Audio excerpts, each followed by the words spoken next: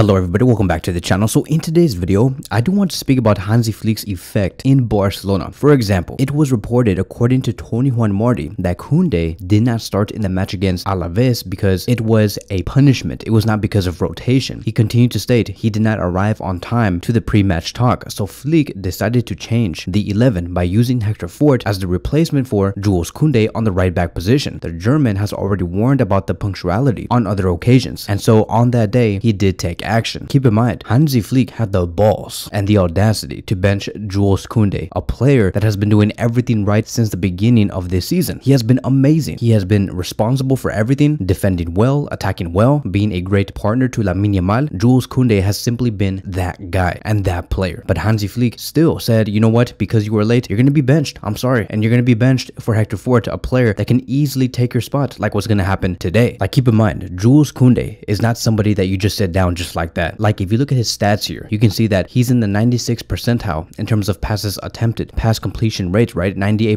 96th percentile for progressive passes. And then in the aerial duels won, he's in the 91st percentile. He's an amazing defender. Now, of course, if you look at the tackles, interceptions, the blocks, and clearances, his numbers are not really that high, but that's mainly because Barcelona are so dominant on the ball. He rarely does have to encounter so many 1v1 defensive duels. But when he does, he's very effective. So what is the whole point of me saying all of this, right? Well, like I've said, the fact that Hansi Flick had the audacity to bench Jules Koundé, I do want to also speak about the effects on this Barcelona team and how they benefited from Hansi Flick being very strict, very demanding, because it has improved many players' performance. For example, here is going to be the effect number one. Marc Casado and Eric Garcia. Every time they form a double pivot, they play amazing. Eric Garcia, for example, does have as many goals and assists as Jude Bellingham in La Liga this season, which is a total of 1. Isn't that crazy? Isn't it crazy how Eric Garcia is leveled right now statistically with Bellingham, a player that does play in the number 10 position within the midfield, and you have Eric Garcia who plays as a central defensive midfielder. Obviously, nobody really wants to talk about that. No one wants to talk about how great Eric Garcia has been, or if not, no one talks about how flat Bellingham has been this season. Keep in mind, this is a player that has scored many goals and provided many assists last season, but where is the PR for Eric Garcia? Or if you don't want to bring the great PR to Eric Garcia, where is the criticism for Jude Bellingham? Not a single media news outlet likes to critique Bellingham because everybody knows that he's protected. Real Madrid in general is protected. We have seen so many criticisms going on against Pedri because Pedri only has supposedly 2 goals and 1 assist in 9 matches, and everybody has been demanding more from Pedri. But with Bellingham, no one says anything. He's leveled with Eric Garcia. How are you going to be in a position where you are now leveled with Eric Garcia, a player who is not even a central defensive midfielder? He's a center back. And then we have Casado, right? Casado also has the exact same amount of goal involvement to Bellingham. And to be more specific with Casado, Casado has been just amazing. I do think that he is a player that I can for sure say we can rely on him with any tough oppositions that Barcelona have to encounter, like Bayern, Madrid, Atletico Madrid in the future. I would put my money on Casado to deliver a great performance in case any of our A-list players are injured. So Casado, against all other La Liga midfielders per 90 minutes this season, is ranked in number 1 when it comes to tackles, is ranked in number 1 when it comes to accurate progressive passes. He's ranked in 5th place when it comes to accurate passes percentage, and ranked in 5th place yet again when it comes to passes into the final third. Marc Casado's work, concentration, commitment sets the example for multiple La Masia players that are slowly rising right now. And once again, when Barcelona needed it the most, La Masia responds. When we needed a central defensive midfielder after seeing Bernal get an ACL injury, Frankie get injured, Xavi get injured, Casado was able to come up and fill within those roles. And so great job to Marc Casado, great job to Eric Garcia, and most importantly, great job to Hansi Flick for trusting in the players and being very demanding on these two players, because I'm pretty sure that they go through a lot of hard training under Hansi. Post effect number 2 is going to be about Barcelona creating the best front 3 in the world. And I'm not even joking. I mean, like, we're not talking about the MSN or BBC, but we're talking about a front 3 that is currently on top of the world, which is Lewandowski, Raphinha, and Lamine Yamal. Hansi Flick, because of his demands, because of his strict ways and clear coaching, he has been able to get the best out of Lewandowski, Raphinha, and Lamine Yamal. As of now, when it comes to the most goals by a front 3 in the top 5 leagues this season in all competitions, Lewandowski, Raphinha, and Yamal have a total of 23 goal contributions. Number 2 comes from Bayern Munich, and their front 3 is Kane, Olise, and Musiala with a total of 18. And then we have Salah, Diaz, and Jota from Liverpool with a total of 15, who are in 3rd place. And then if you look at the very bottom, which is the 4th place tier, right, you have Real Madrid's front 3, Kylian Mbappe, Vinicius, and Rodrigo, a front 3 that many did say was going to conquer the world, but they're not doing that. You take out the penalties of Kylian Mbappe, Mbappe barely does have any goal involvement. Vinicius hasn't been performing at his very best. Rodrigo, he's not even being used. And I believe that out of all players in Real Madrid, Rodrigo deserves the most minutes because he's very effective. He scores very important goals. But because Ancelotti is so obligated to use players like Endrick, for example, that is the reason why Rodrigo does not even see the pitch a lot. Because I know that deep down Ancelotti does feel the pressure that he does need to use an 11 that contains all stars, but does not really think about the chemistry and how he can get the best out of Real Madrid, because a good Real Madrid side does contain Rodrigo. It does not contain a very forced 11 with Bellingham, Valverde, Tchouaméni, Vinicius, and Mbappe, or Endrick. That is why things are not working well, is because Ancelotti is being forced to use the big names. Rodrigo is currently not a big name, and the sad thing is he could be. Rodrigo could really be a big name if he does get trusted upon. But going back to our front three, right, with Lewandowski, Raphinha, and Lamine Yamal, Flick did state this about these players: we work to improve our idea. We explain how we want to play. In every training session, we have meetings for the technical side and how we have to do things. Then he says, it's not just about winning and losing. We analyze matches. That is why we have a very large group of analysis. We want to show the players what we can improve on for the next match. And that is the reason why we see Lewandowski get in better positions inside the box and why he was able to score 3 goals against Alaves. That's the reason why Raphinha knows exactly where to find those key passes into the box, why he's always able to run into open spaces. Or this also explains the reason why Lamine Yamal is getting much better in front of goal and becoming much better of a decision maker. You better bet that this front three of Yamal, Raphinha, and Lewandowski is only at 60% of what they could be. They're going to get much better. Lamine Yamal has not been at his very best in the past 2 matches. He can still score more goals, and he knows that. That is why he was so pissed against Alaves and why he was substituted out. When he was on the bench, he was like, bro, I could have done so much better, but I couldn't. But for sure, after the international break, you're going to see these 3 players skyrocket. So currently, Lewandowski has 9 goals and 2 assists in 11 matches. Raphinha has 6 goals and 3 assists in 11 matches. And then we have Yamal with 5 goals and 5 assists in 11 matches. Barcelona do have a total of 2 hat-trick players, which is Lewandowski and Raphinha, going to La Liga combined. There's only 1 total hat-trick that has been made. Can Lamine Yamal be that 3rd player to deliver a hat-trick? We'll see. And then you do have the 3rd effect on Barcelona, which I believe is the most important one and is one of the reasons why we have been able to concede very little goals. It is the offside trap and the high line that we do implement. Let me tell you, when it comes to the high line and knowing how to eliminate players with the offside trap, it does take a lot of work, and Hansi Flick has been very strict on this rule to make sure that every player knows exactly where they need to be stanced. In the match against Alaves, it was a great example. Barcelona have caught Alaves offside 11 times in that match, and Real Madrid have done it only a total of 10 times this whole season. And if you look at this graph here, you can also see that Barcelona have drawn the most offsides so far this season with a total of 61, and that is a huge margin compared to 2nd place from Osasuna, which is 26. So that's like what, Barcelona have done it 35 more times than the 2nd place of Osasuna. This does require a high level of focus and concentration. Like, if you mess up on this and if you're not concentrated, you will get caught and you will be conceding so many goals. But Barcelona have been successful so far, and now I'm very interested to see how this does translate towards when we do face the Bayerns, the Madrids, the Cities, or any other team that does have very high-paced wingers like Mbappe, like Musiala, like Foden. What's going to happen then? I would really like to see Barcelona get tested in that way with this high line and offside trap. Let me tell you, if Barcelona can implement this correctly at the highest level, we will for sure be a force to be reckoned with for the rest of the season. And I just cannot wait to see what happens after the international break. I'm pretty sure that Inigo Martinez and Kubarsi will be ready, and I just cannot wait to see how Araujo and Christensen do respond to this high line. So far, looking at the past year, Araujo is not the best player to have when it comes to the high line. You would assume that because of his athleticism and his strength, he would be okay with the high line, very self-aware on where he does need to be positioned. But in the past year, we have seen him do some mistakes that allowed for one of the players to have the green light and be onside. But so far, so good. With Hansi Flick's new approach in Barcelona, his consistent communication and the type of training they have been doing, it has been the key to building a successful attacking unit and getting the best out of every single player. Not one player has downgraded, not one. Now, moving forward, it is all about refining their style, maybe tweaking some things that maybe might not be working, and that's basically it. Like, I'm